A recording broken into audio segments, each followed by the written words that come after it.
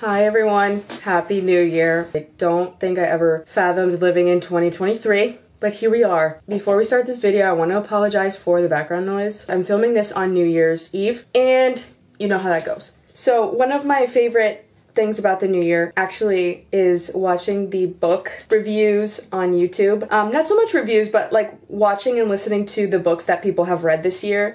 I'm gonna go through the list of books I've read this year, and I'll go in order. So we'll start with the first book I read this year, which is The Secret Bridesmaid by Katie Burchill. Funnily enough, I picked this book up only because the cover is so cute, and the back is just as good. Like, I don't know why the navy just looks so good to me with the yellow text. Like, it just caught my eye. In 2021, I got into this weird habit of reading books only based off of book reviews that people would post. I went to Barnes & Noble and I said, whatever book that catches my eye, I'm going to read it, even if it, you know, sucks to the ends of the earth. Because I just felt really codependent on the internet I couldn't make my own decisions, I feel like. So I picked this book up and I was not disappointed at all. From the moment I opened this book, I could not put it down. I read it in 2 days, and that is extremely out of character for me.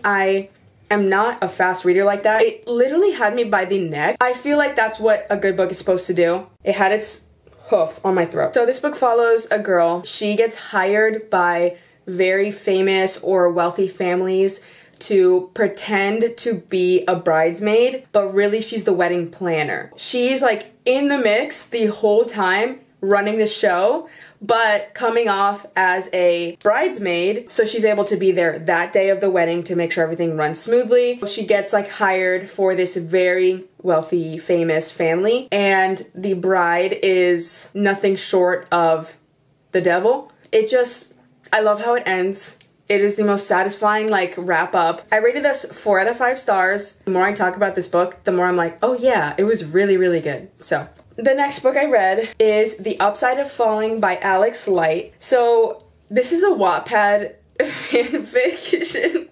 Sorry, it's not funny. I was on TikTok one day. It was a TikTok of a girl showing that she had done a book swap with a friend of hers. I went in the comments to see, like, do people do this all the time? Because I thought that was the cutest thing ever, and I was like, I'm gonna die if I don't do this.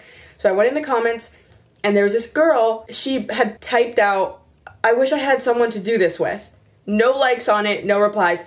I replied right away. I was like, hey, I'd love to do this with you. And that's out of character for me. Like, I don't really do that on the internet. But she ended up DMing me on TikTok, and then we followed each other on Instagram. Her name is Miriam now, her name is Miriam, but now we're friends, and immediately we traded addresses, which I would not recommend doing. She's a real person, real girl who's super sweet, actually. So this book follows Becca and Brett. She's like nerdy, bookworm, you know, this is like set in high school. Brett's like jock, popular kid, you know, the huge. They end up in a situation, then some bad stuff happens, and then some good stuff happens. I rated this 3 out of 5 stars. It's a very easy read. It's cheesy and it's sticky. I shouldn't spoil the end,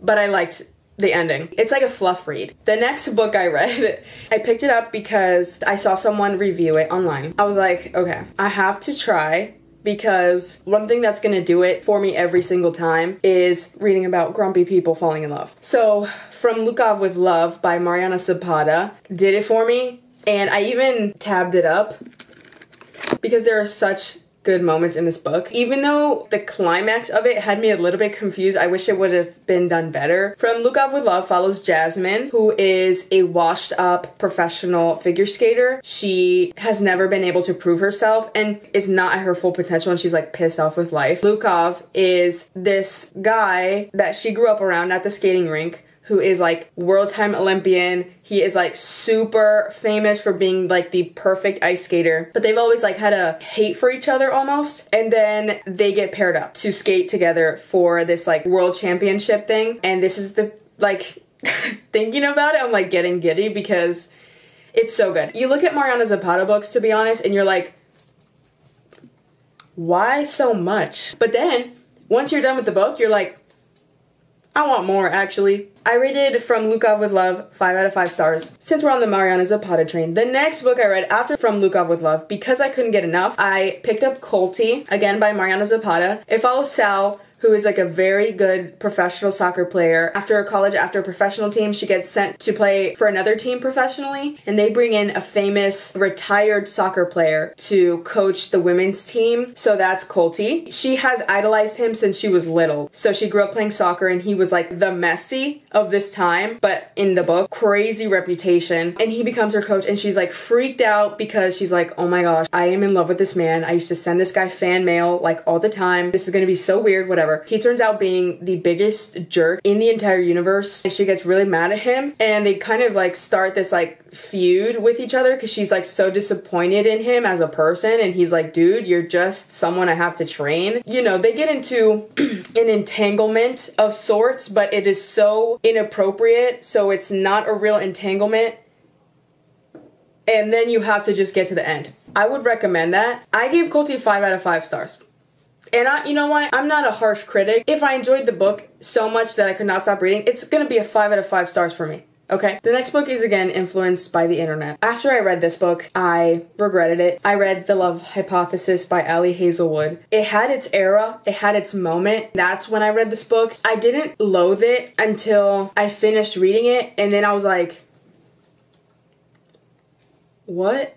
If you like very fluffy romances that almost don't make sense because there's almost no plot, this is the book for you. So I'm not going to give it a description because there's like a trillion book reviews about it on YouTube, so if you're interested in reading that, just look it up on YouTube. The next book I read is The Wishing Spell, The Land of Stories, the first book in the series. You might be wondering, what the heck is that? That's not the cover of the book. Correct. This is a book I did another book swap with a friend of mine. I posted about my book swap with Miriam on my close friends, and my friend Brie, who has recently gotten into reading, was like, oh my gosh, I want to do that with you so badly. It had me in the first half where I was like, why am I reading this? But then the plot thickened, okay? And it had me. It had me. I don't know if you know who Chris Colfer is. This is Chris Colfer. He is from Glee. So I was really confused when I looking at the back of the book and I see the Glee kid and I'm like, Chris Colfer? But he wrote this book and it's great. And it's great and I would have never guessed. Anyway, back to this thing. Brie knitted me, like physical labor hand knitted me this book cover. That is the cutest thing ever. She put my effing initials on it. That is the cutest thing ever on earth. I love her so much. I love it, and it's so soft, it feels like a pillow. So this book follows like Alex and Connor. They get sucked into like this book, and their dad just died, and their mom's like busy with work, and honestly, it's like the craziest whirlwind of a story. It's out of pocket. They get sucked into like the kingdom of Cinderella and Snow White, and then they have to like basically figure out how to get out because they can't get back home, and they're freaked out. What I did for this book was I listened to the audiobook on YouTube. It was just as good because whoever did the audiobook changed their voices for all the characters. So it was actually pretty fun to listen to. I'll try and see if I can find the account and I'll put a screenshot here. So I rated this book 2 out of 5 stars because it did not suck me in until like almost the last bit of it. Like I would say 2/3 of the way in, and then I was like glued to the book and I was like reading it up until midnight every night. The next book I read is The Atlas Six by Olivia Blake. I normally don't like reading books that are like duologies or series until the whole series is out because one thing about me is I hate waiting, especially when it can be avoided. Like if I can just wait another year and then read the series all in once, I will do it that way instead of like picking up the first book. Because like what if it's so good that I am disassociating in real life and then I can't even read the second book? I don't like that. But I decided to read this book anyway, even though I know the second one was coming out. And I love this book. And guess what? It ends on a cliffhanger. I need to check if the second book is out already. It follows 6 characters or something, and they're all magical beings. And they get kind of recruited to go into this program thing to protect the Library of Alexandria that has all the magic knowledge in the world. Basically, the people that recruit them say, you can absorb any knowledge from the library. We give you clearance for it throughout the years, but you can absorb and read any knowledge as long as you protect the Library of Alexandria against attackers. Because apparently they have like magic attackers like 24/7 trying to like steal the knowledge or burn the library down. And so these people are like in this thing, and it turns out to be a sick, twisted situation. They each have a special skill or power, so it's like crazy.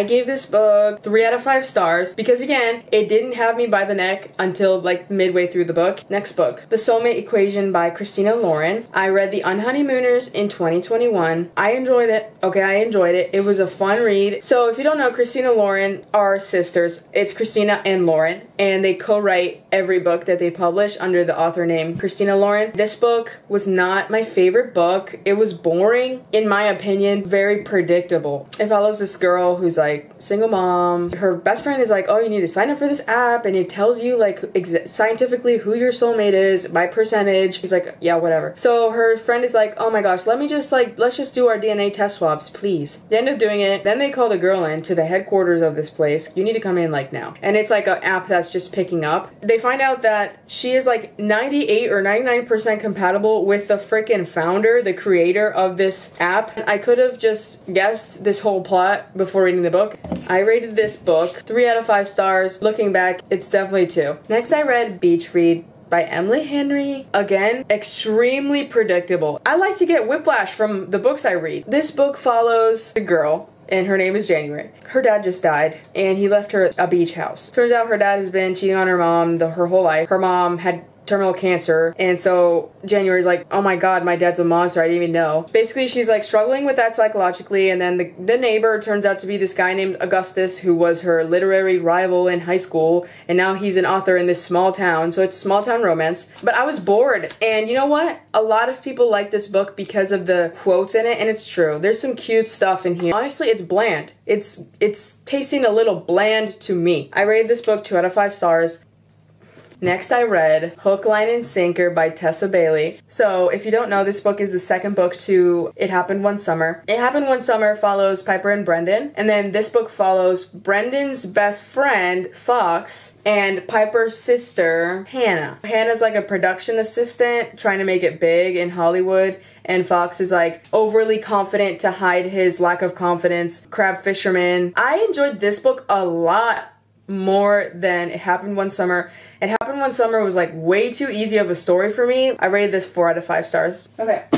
I didn't even know I read this much this year. I don't know what's happening. The next book I read is Daughter of the Pirate King by Trisha Levenseller. This is a duology with Daughter of the Siren Queen. These had me on a leash. As soon as I was 2/3 of the way done with this book, I ran to Barnes & Noble to get the second book. I did not want 1 nanosecond to pass me by from the second I finished the last word on this book to the moment I started the first word on this book. I was so enthralled by the story, by the characters. This book follows Alosa, who is the daughter of the Pirate King. So in this world, there's like the mainland, but then there's pirates also kind of rule the waters. And there's a Pirate King who's like the big guy, the boss. She's like his best spy. He kind of like molded her into this like weapon. I am her biggest fan. She gets captured by pirates who are trying to kind of like get leverage on the Pirate King. And then there's romance in this, and I really enjoy that. I like when romance takes the passenger seat, but it's still there. See all those tabs? Those are all like my favorite romance moments. Honestly, I recommend these books to anyone who wants to start reading fantasy. I rated Daughter of the Pirate King 4 stars and Daughter of the Siren Queen 5 stars. Next book I read is The Shadows Between Us, again by Trisha Levenseller. This is like another young adult fantasy that she wrote. The story was really cute. I really enjoyed it. Actually, I enjoyed both of the main characters. It's also grumpy and grumpy. I love when the girl main character is like evil. It follows this girl who's like basically in times where like, a girl has to be like super virgin to get married or whatever. She like sleeps around, and then she falls in love with her like a friend that she was sleeping around with, and then he's like, dude, I need to go get married, like you're not the one, and she kills him. That is extremely illegal, by the way. Killing people is extremely illegal, even in this book. Then she gets sent to the king's court, so they have a court of girls from where the king can pick to marry, but he's got shadows always around him, like wisps of black air. That's how I imagined it. And nobody can touch him. His shadows work as protection, but if you touch him, then the shadows go away when you're around, so you can harm him. It's a very moody read. I rated that 4 out of 5 stars. I'm not stingy with my rating at all, because what's the point? Enjoy life, okay? My last full read of the year is The Good Girl Complex by Elle Kennedy. It was August 1st when I started reading it. I finished reading it like beginning of December. Granted, my mom passed away. So I was not reading for a long time.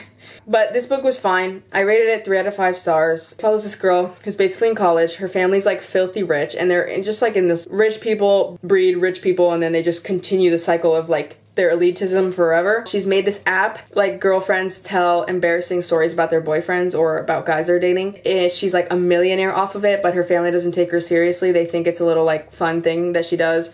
She's in college, she doesn't want to go to college. She gets into this thing with this townie guy. Drama galore. There is an underlying bad situation going on the whole time, and you're like, this is gonna blow up in his face. Nonetheless, okay book. Now let's get into the books I did not finish. They were just not very good. The first book I didn't finish this year is Truth, Lies, and Second Dates. This is another book I bought off of the cover. Not good. How do you write a book where literally a fourth of the way in, you're still trying to walk through molasses? Like, girl, I don't think I'll ever finish it. I don't even know what the point of this book is because it just never gets to it. Next.